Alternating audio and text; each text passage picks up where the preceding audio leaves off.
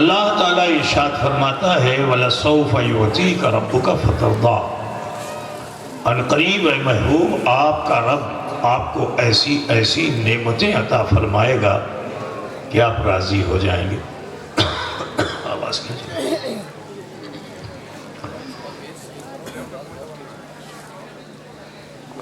عزیزان گرامی،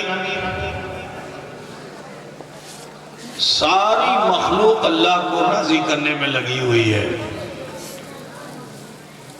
اللہ تعالیٰ ارشاد فرماتا ہے کہ یسبحون للہ ما فی السماوات والارض، جو کچھ زمین و آسمان میں سب اللہ کی تسبیح کرتے ہیں، سب اس کو منانے میں لگے ہوئے ہیں۔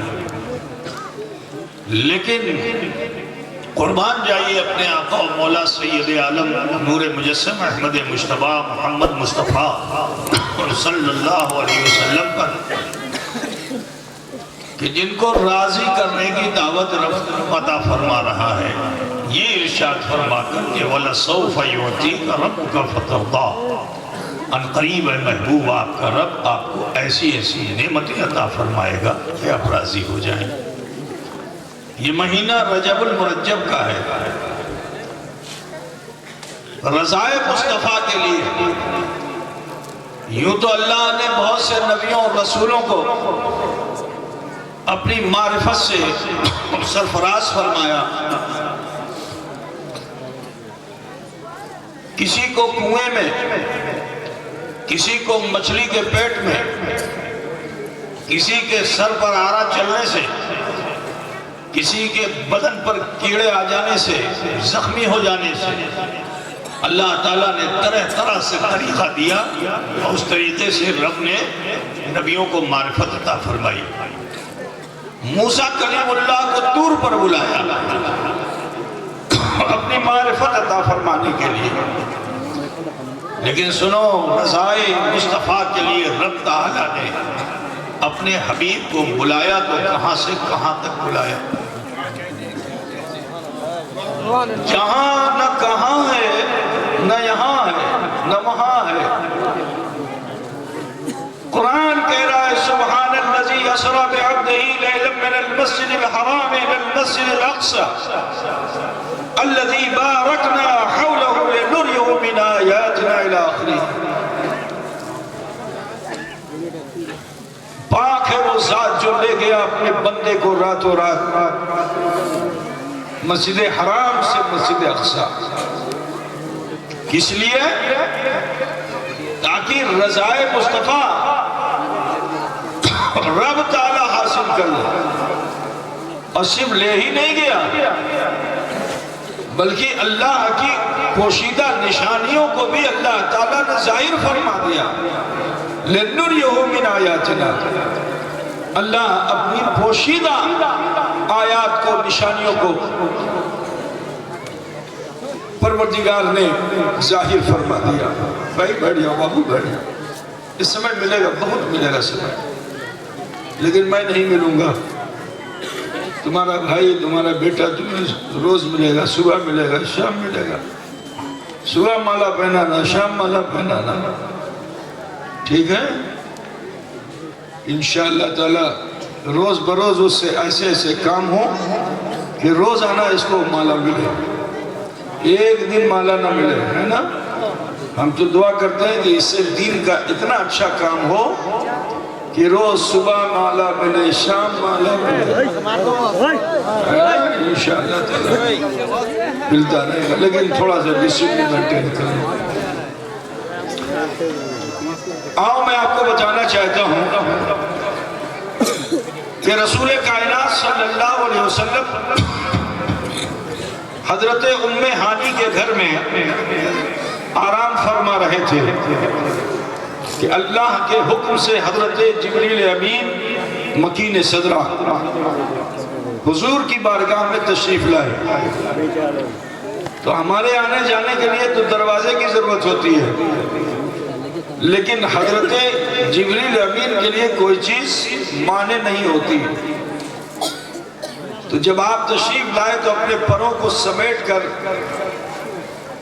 چھت کے قریب جو پہنچے تو چھت پھٹ گئی، شک ہو گئی، اور حضرت جبریل علیہ السلام حضور صلی اللہ علیہ وسلم کے سرانے اترے. سرانا پوچھتے ہو نا تم لوگ؟ ماتھا ماتھا جدھر ہوتا ہے پیچھے کی طرف اترے. اب جو اترے تو خوشی سے پھولے نہ سمائے، کیونکہ جب آئے تھے تو حضور کو قیام میں پایا تھا، رکوع میں پایا تھا، سجدے میں پایا تھا، انہی حالتوں میں پایا تھا. مگر حضور صلی اللہ علیہ وسلم کو کبھی جبریل امین نے استراحت کرتے ہوئے نہیں پایا تھا. تو جب حضور کو استراحت کرتے ہوئے دیکھا تو حضرت جبریل امین کی بھالواسا بڑھ گئی. انسان جب کسی کو چاہتا ہے تو اس کے خط و خال پہ اس کی نظر ہوتی ہے. تو حضرت جبریل جب تک آتے رہے تو مصطفیٰ کے چہرے زیبا کو دیکھا، لیکن آج جب آئے تو طلوہ زیبا پہ بھی نظر پڑی. تو جبریل کے عشق نے کہا کہ اے جبریل، روز تو رخ بطحا دیکھتے تھے، اے جبریل آج بڑا اچھا موقع ہے، طلوہ زیبا دیکھ لو. طلوہ سمجھتے ہو نہیں تم لوگ؟ کیا بولتے ہیں اس کو؟ خوشی ہو تو گیا بھائی. ہم طلوہ کہتے ہیں، تم تالو کہتے ہو. ہمارے وہاں تالو اس کو کہتے ہیں، تمہارے وہاں اس کو کہتے ہیں. سر میں تالو ہوتا ہے، تمہارے وہاں پیر میں تالو ہوتا ہے. کتنا الٹا ہے. اب تو بوجھ گیا نا؟ ٹھیک ہے. تو طلوہ دیکھنے کے لیے جو گئے تو وہی حضرت جبریل کی معراج تھی. اب جو طلوہ دیکھا تو دیکھتے رہ گئے، اب جو دیکھا تو دیکھتے رہ گئے، یہاں تک کہ عشق نے کہا کہ اے جبریل، کھڑے تکتے کیا ہو، جسے چاہا جاتا ہے اسے چوم لیا جاتا ہے، جسے چاہا جاتا ہے اسے چوم لیا جاتا ہے. حضرت جبریل امین پیشانی کو حضور کے تلوے سے لگاتے ہیں. آپ کی پیشانی میں بڑی ٹھنڈک ہے، کافوری ہے. جیسے ہی تلوے سے پیشانی لگائی، نبی رحمت نے آنکھیں کھول دی. عرض کیا یا رسول اللہ، آپ کے رب نے آپ کو بلایا ہے.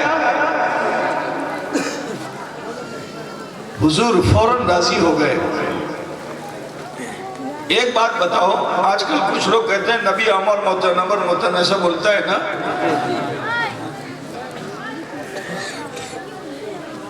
যদি তুমি ঘুমিয়ে যাও তো ওযু থাকবে কি থাকবে না? কি ওযু থাকবে? তো ওযু তো করতে হবে না. তো যদি নবী আমার মতন, تو نبی تو گھوم رہے تھے، گھما رہے تھے.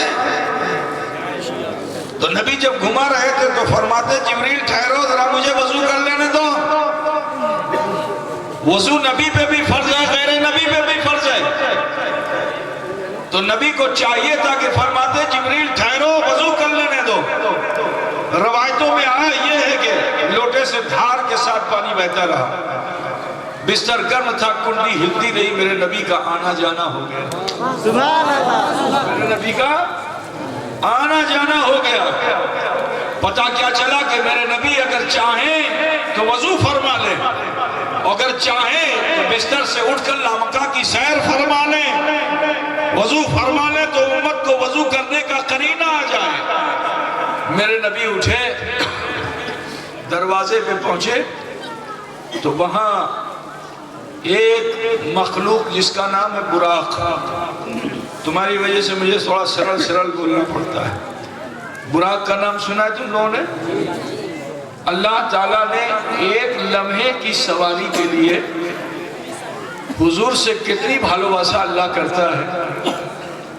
میں تم کو تھوڑا سا سمجھا دوں کہ جیسے تمہارے وہاں کا چیف منسٹر ہے، ہندوستان کا پرائم منسٹر ہے، پریسیڈنٹ آف انڈیا ہے تو پروٹوکال ایک ہوتا ہے، تو اس پروٹوکال میں ایک ہی طرح کی بہت سی گاڑیاں لا کے لگا دی جاتی ہے. بولتے نا ایک ہی طرح کی بہت سی گاڑیاں لگا دی، 20 گاڑی 25 گاڑی، جگہ قافلہ جاتا ہے 2500 گاڑی جاتی ہے. اب جس کو پروٹوکال دیا گیا ہے وہ جس گاڑی کو پسند کرے گا وہ اسی بیٹھے گا. بجھ گیا کہ نہیں بجھ گیا؟ تو اللہ تعالیٰ نے اپنے حبیب سید عالم صلی اللہ علیہ وسلم کے لیے ایک دو نہیں 70,000 براق کو تخلیق فرمایا تھا. کتوں؟ بولو بابا.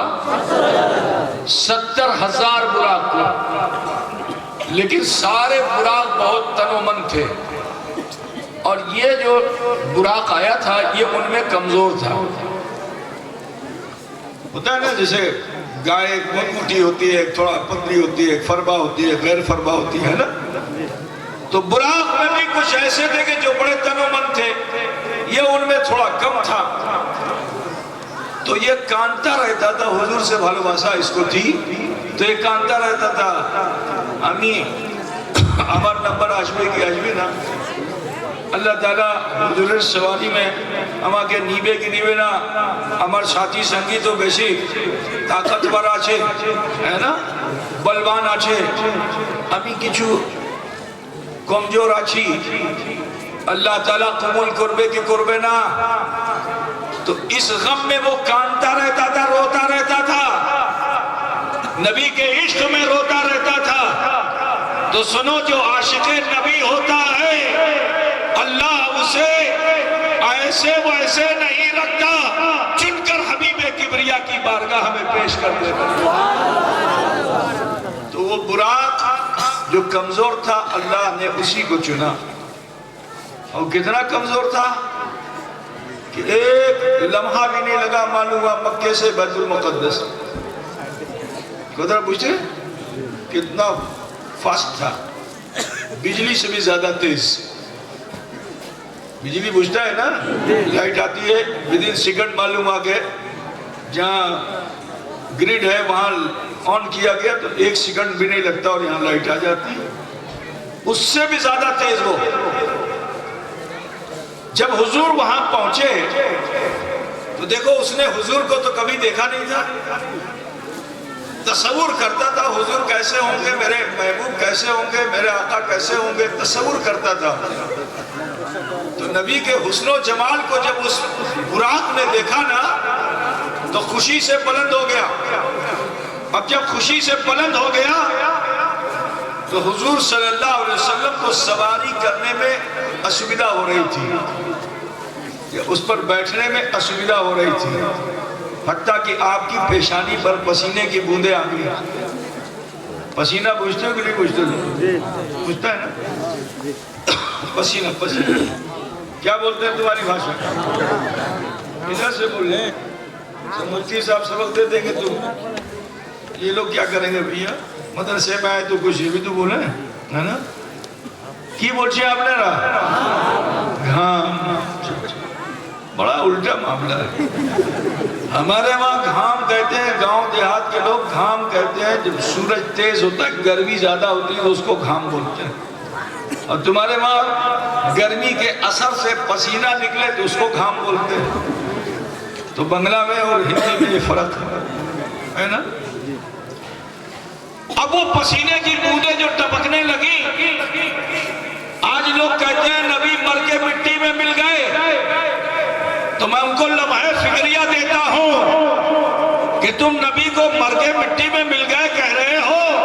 ارے دیکھو نبی کے پیشانی سے نکلا ہوا وہ پسینہ جب زمین میں کی مٹی میں ملنے جا رہا تھا تو خدائے وحدہ لا شریک کو یہ گوارا نہ ہوا کہ میرے حبیب کا پسینہ وہ مٹی میں مل جائے.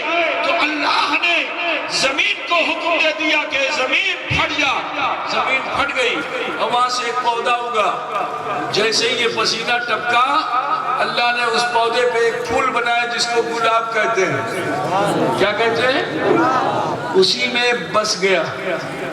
وہ پسینہ ایسا بسا کہ اب قیامت تک نبی کے پسینے کی خوشبو اس گلاب میں باقی میں کرناٹک میں جہاں تقریر کر رہا تھا، وہاں ایک بوٹنی کا پروفیسر تھا، اس نے کہا یہ حضرت آپ نے کیسے کہہ دیا؟ تو میں نے اس سے کہا تم تو بوٹنی کے پروفیسر ہو اور تمہارے لیے کیا مشکل ہے؟ تم نے پودے سے پودا بنایا، ہائیبریڈ کیا اس کو، کراس کیا اس کو، تو قلم لگایا اس کو، تو جو قلم سے لگایا ہوا پھول ہے کیا وہ اصل پھول کے برابر ہو سکتا ہے؟ اصل پھول کو آپ ایک زمانے تک رکھیں رو خوشبو دیتا رہے گا، لیکن انسان نے گلاب تو بنایا، بڑا ہی خوبصورت گلاب بنایا، لیکن اگر وہ سوکھنے لگے 2 دن میں اس میں سے بدبو آنے لگے گی کہ نہیں آئے گی؟ بولو خوشبو ملے گی؟ نہیں ملے گی۔ میں نے کہا دیکھو جو اصل ہے اس کی خوشبو کو قیامت تک کے لیے خدا نے محفوظ رکھا ہے، تم نے تحقیق کر کے اسی سے قلم بنایا اور قلم بنا کر کے تم نے پودے کو ترویج و اشاعت اس کی وہ بڑھا پھلا، وہ پھولا، پھول تو بہت بڑا آیا لیکن خوشبو نہیں آئی ہے، خوشبو نہیں آئی ہے۔ برادران ملت اسلامیہ خیال فرمائیے کہ حضور اکرم صلی اللہ علیہ وسلم نے سفر فرمایا، اب جو سفر فرمایا تو بیت المقدس پہنچے، اللہ تعالیٰ نے سارے نبیوں کو جمع فرمایا اور حضور نے ان تمام نبیوں کی امامت فرمائی۔ اس میں کچھ لوگ اختلاف کرتے ہیں اور یہ کہتے ہیں کہ یہ معراج روحانی تھی، معراج منامی تھی، سپنے والی معراج تھی، سوئے سوئے ایسا دیکھا۔ لیکن میں ایک بات یہاں بتانا چاہتا ہوں، علماء موجود ہیں، کہ اللہ تعالیٰ ارشاد فرما رہا ہے سبحان الذی اسریٰ بعبدہ، تو آؤ تھوڑا تھا عبد پہ بات کر لیں۔ عبد کہتے کسے ہیں؟ تو تمہارے سمجھانے کے لیے بتا دوں، میں ہلکے ہلکے بتا رہا ہوں تاکہ آپ کے ذہن میں آنے کا پیر صاحب کیا بول کے چلا گیا ہماری سمجھ میں نہیں آیا۔ عبد کا معنی ہوتا ہے بندہ۔ عبد کا معنی کیا ہوا؟ بندہ تو سمجھتے ہیں نا؟ اب بندہ کسے کہتے ہیں؟